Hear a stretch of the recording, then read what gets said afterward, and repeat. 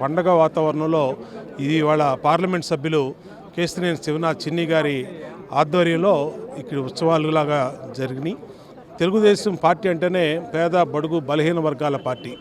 ఈ పార్టీ ఆవిర్భావం నుంచే బీసీల స్థితిగతులు మారినాయి, రాజకీయ ప్రాధాన్యత వచ్చింది వాళ్ళకి.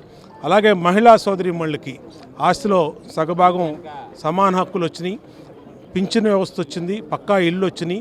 సంక్షేమ రంగంలో తెలుగుదేశం పార్టీయే ఒక ఆవిర్భావంతోనే మరి పేదవాళ్ళకి గుర్తింపు సంక్షేమం దొరికింది.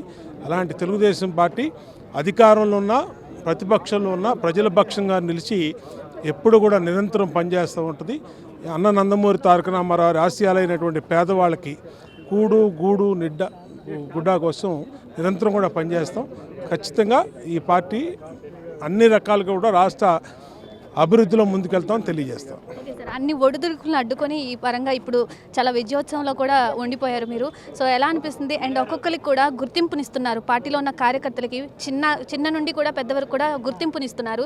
ఇది ఎక్కడ జరిగింది కూడా చూస్తున్నాము ఈ పార్టీలోనే. సో ఎలా అనిపిస్తుంది? ఇది కార్యకర్తల పార్టీ. ఇది కార్యకర్తలకి అన్ని రకాలుగా మొదటి స్థానంలో ఉంటుంది. అన్ని రకాలుగా పదవులన్నీ కానీ రాజకీయంగా వాళ్ళని గౌరవించుకోవడం కానీ, పార్టీ పదవులు కానీ, స్థానిక సంస్థల్లో కానీ, రాష్ట్ర స్థాయి పదవుల్లో కానీ అన్నింటిలో కూడా మరి ఆచితూచి మరి చంద్రబాబు నాయుడు గారు, అటు లోకేష్ గారు, పార్టీ అధ్యక్షులు అందరూ కూడా దీన్ని మరి ఫైనల్ చేయడం జరుగుతోంది. అందరికీ సముచిత గౌరవం లభించే పార్టీ తెలుగుదేశం పార్టీ.